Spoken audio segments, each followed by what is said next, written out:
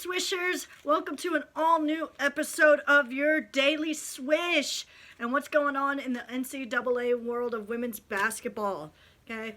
I know that I post a video every Tuesday, and I know that last week you guys did not get a video, and I truly apologize for that. We were kind of dealing with the loss of my grandpa last week, so it was a little hard to get on my feet last week and to perform a video for you guys. So I truly apologize to that on my part. So here we go. What are we going to talk about this week? What has happened since the last video that I sent out to you guys? So we're going to go ahead and start tracking the most recent games that have happened and then give you this week's top 10. There are some changes within this week's top 10, so it could be kind of surprising for you guys, or it could be a no-brainer like, I knew that was going to happen, right? So here we go.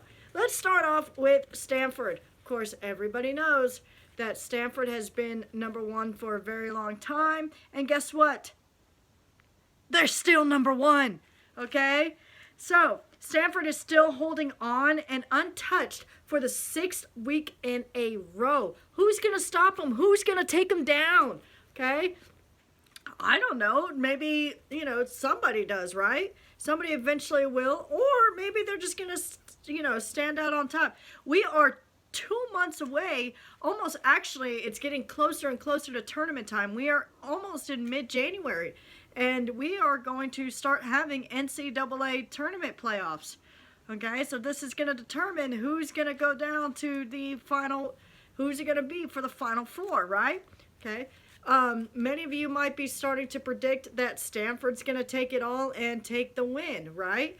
So, with that being said, okay, they had a significant win against Oregon, which stands at number 11 right now, okay? With a 70-63 win was the score.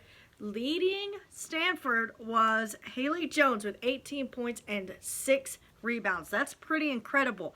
That is, woo, okay?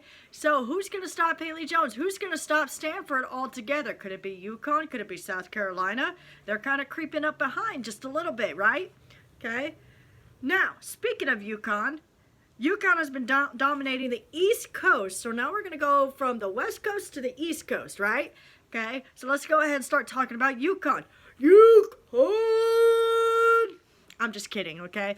Like I said, I'm not biased on these videos. I'm not, yes, UConn is my team, and I'm rooting for them all the way. But guess what? This is for you guys, and this is for news feed on the NCAA world of women's basketball. And then eventually, once the WNBA season starts, we'll switch right over to the WNBA. So this is just for you guys news, and I'm not going to sit there and tell you guys, you should root for UConn because I do it, and da-da-da. No, that's not what we're going to get at, okay? So let's go ahead and get into talking about UConn, right?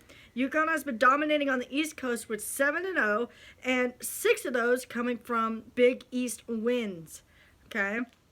Now, I know you guys have been hearing her name everywhere, okay? Paige Bueckers, right? Okay?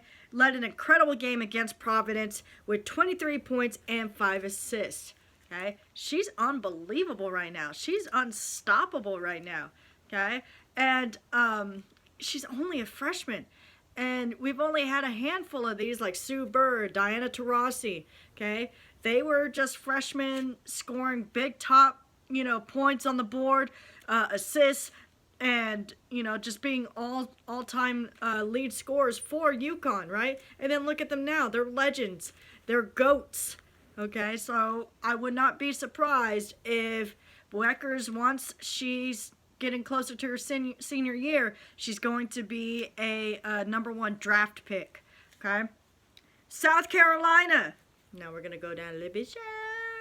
Okay, South Carolina. Okay, they had a close call against number 10 Kentucky, right? Okay, with a 75-70 win. And like I said, when I said close game, this is close, 75-70, right? Okay. South Carolina, they're number 3 right now, and they went up against number 10 Kentucky. This shows you that these teams down at the bottom, okay, they're not ones to say, we got this, we're in the top 3, we're better, and da-da-da-da-da. No! You can't lose your composure because these teams are fighting for it, okay? They want to be where you're at, okay?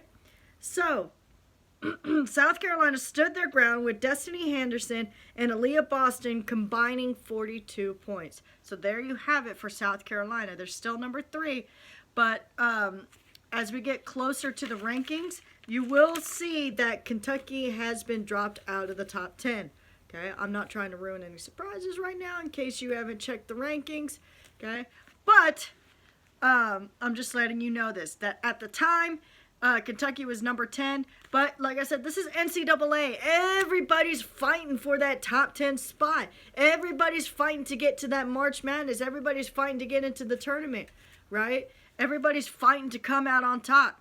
And these last couple years, we have seen underdog teams just come out of nowhere and ruin everybody's bracket, okay? We've seen teams come up into the Final Four that we've never seen before, right? Okay? So, Baylor. Now we're going to move on to the great state of Texas, okay? Baylor Bears. I feel like we're going all over the country here. We start off on the West Coast, then we go to the East Coast, then we move down south. Now we're going to Texas. We're going central, right? Okay. So, Baylor Bears. Okay. Some unfortunate news. They have not been able to play since January 2nd. Okay. Due to Coach Kim Mulkey testing positive for the coronavirus. Okay. Now, that doesn't mean anything. We just hope that she gets better. And then hopefully she's able to come back and lead the Baylor Bears just as strong as they were when they left off, right? Okay, so they've had to cancel major games. I know everybody was looking for that rivalry game between UConn and Baylor, okay? For some reason, this has been a top rivalry game for the last several years, probably because of the fact that Baylor and UConn have known to be top dogs, championship teams. Also, Baylor has taken away UConn's chance of being a Final Four championship. So, it's just one of those things that will stick around for probably a very long time. Okay? So, games that are postponed, okay, they're not officially canceled, but games that are postponed would be Kansas State and Kansas. Okay. Hopefully we can get back to seeing Baylor play Iowa State on January 16th, which is this weekend. Okay. Texas A&M. Okay, we're still staying in Texas, right? Okay, let's get on with it. Texas A&M have the most wins in the top 10 with a 12-0 record. They have been picking up on back-to-back victories and even had a nail-biter win against Arkansas with a 74-63 win. So congratulations, Texas A&M. Keep it up. Keep doing what you're doing because you guys are soaring, right? Okay. UCLA, okay? UCLA. We're going back to the West Coast, okay? UCLA doing an outstanding job since their loss to Oregon in Week 6, okay? Now, their most recent game was on Sunday when they breezed right past their opponent, Utah, with a score of 92-67. Okay? Their secret? You really want to know? You really want to know their secret? I will tell you their secret. Okay? Their secret is using their opponent's mistakes to their advantage. Okay? So, with that being said, those are the games that have happened over the past weekend and last week. Okay, these are the most recent updates that I have for you guys. Okay, like I said, I truly apologize for skipping a week for you guys, but hopefully you guys are able to understand. Hopefully you guys are staying safe with this COVID virus and able to watch the games where you can and when you can, right? Okay, so here is our top 10. Okay, number 1, Stanford. Number 2, Ucla. Okay. Number 3, South Carolina. Number 4, Louisville. Okay. Number 5, North Carolina State. Number 6, Baylor. Number 7, Texas A&M. Okay. Number 8, Maryland. Number 9, UCLA. And number 10 is Oregon. Now, will it stay that way this week? We're just going to have to watch to find out, right? Okay. Or is it going to have a dramatic change? Okay, like I said, every week, I don't know if you've been noticing this, but every week something changes in these top 10 rankings, right? Okay, so the only thing that hasn't changed is Stanford staying number 1. Now, is anybody going to change that before March Madness, or is it going to be that way throughout the whole entire NCAA season? Are they going to be the ones that end up winning the championship? Will UConn take over and finally bring back championship number 12? Okay, I'm still waiting on that shirt.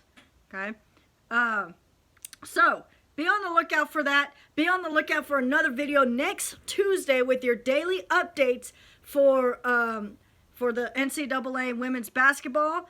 Okay, also, if you have a Facebook, guess what? Go find my group, WNBA Daily Swish. Get on there, okay? Get on there, add your friends. Also, subscribe to my channel. Tell them to subscribe.